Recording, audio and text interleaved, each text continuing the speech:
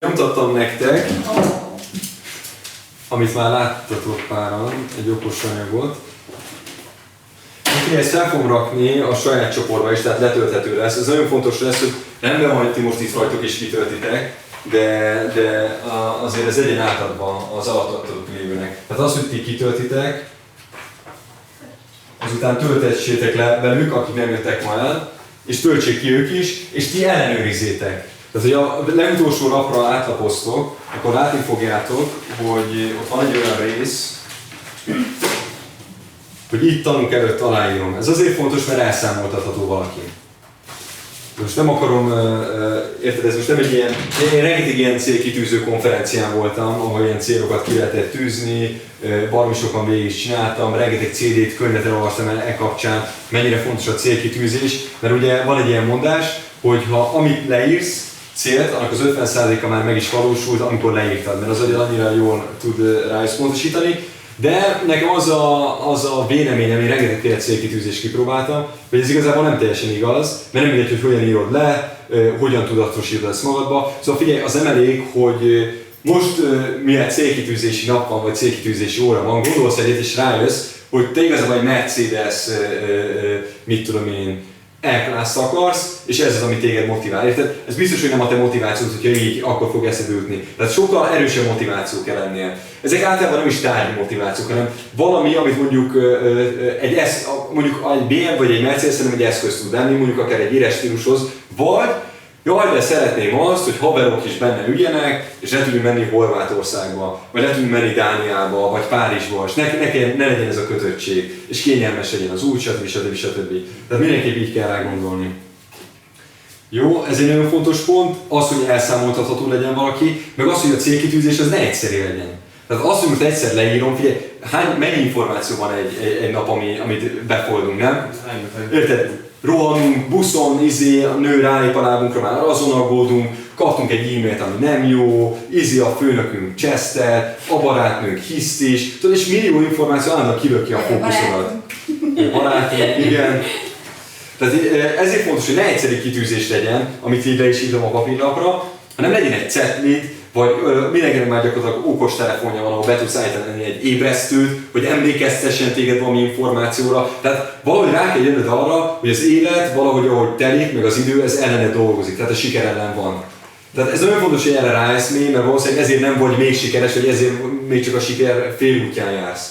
Jó, és mindenképp arra kell eljutnod, hogy hogyan tudok fókuszban maradni. Jó, mert az oké, hogy valaki a zenén lelkes, mert érted, hall egy jó üzletet, és fú, de lelkes vagyok, mert akarok én is 1 milliót keresni, vagy pár százezret, ez kevés. Jó, szóval a lelkesedés az én tapasztalatom szerint nagy átlagban 48 óráig tart. Vannak, akik már kicsit edzettebbek, vagy motiváltabbak, azoknál 2 hét, 1 hónap, de 2 hónapnál mindenkinél megáll. Jó, és 2 hónap után pedig kellenek azok az eszközök, amivel megerőszakolod magad. Azaz ráerőszakolod magadat arra, hogy újra motivált legyek, fókuszált legyek. Tudod, ez nagyon jó amúgy, hogy a lovaknál, ha megnézitek, ráraknak ilyen szemellenzőt. Érted? Mert az a hülye állat nem fogja tudni, hogy ja, ott van egy nőstény, ott kutyák futnak, érted? Csak a célt látja, menni kell őre. Rávernek egyet az ostorra, azt menjél. Talán még néha valamit lebegtetnek is el, de nem értek hozzá. Tehát így kell gondolkozni.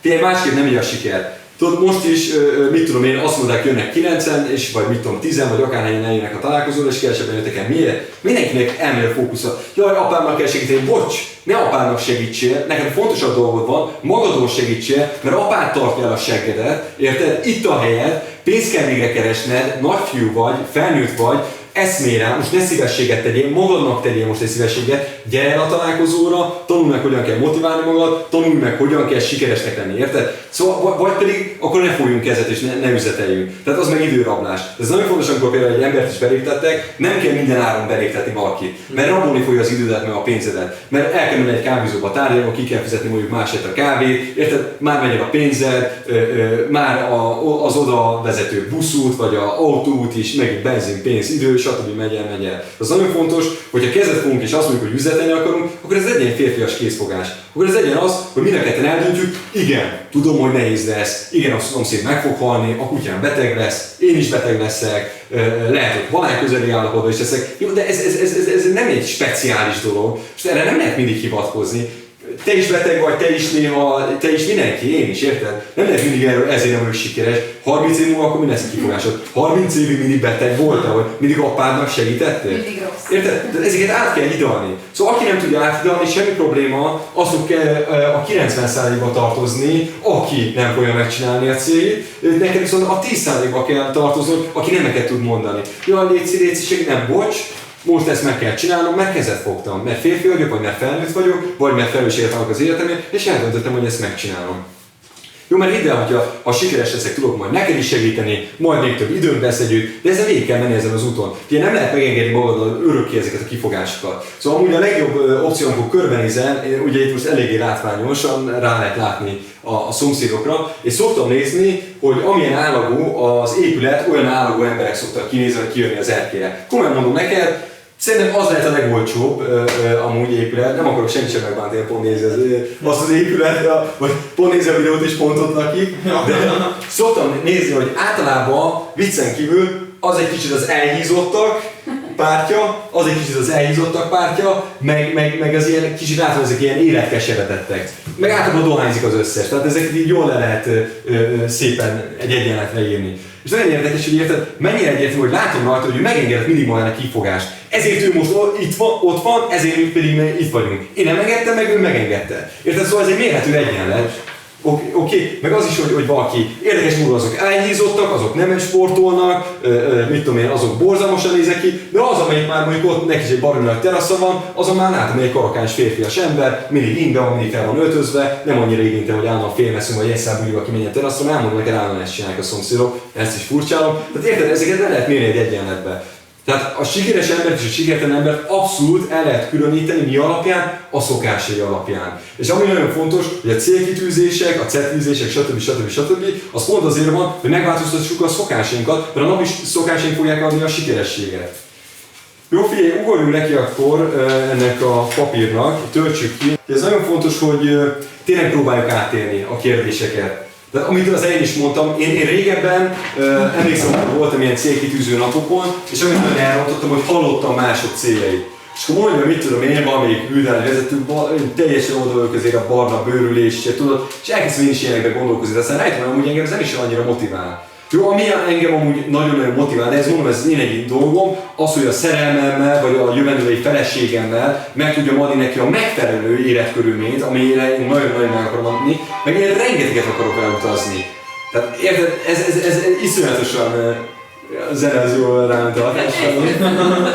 Ez engem rettenetesen motivál, érted? Szóval az, hogy ki tudjak moccani a városból, tudod, én azt gondolom, hogy az emberek a látókörét, az utazás az mindenben tud segíteni, érted? És az, hogy utána milyen eszközök vannak, nyilvánvalóan jobb az első osztályon utazni, mint a harmadosztályon, ahol lekörög valami, érted?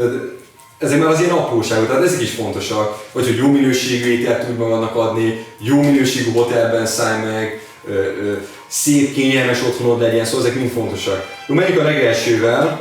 Jó, tehát figyelj, 5 olyan dolgot kell találni, de ami egészen tuti biztos, hogy vállalat meg akarsz csinálni. 5 dolgot.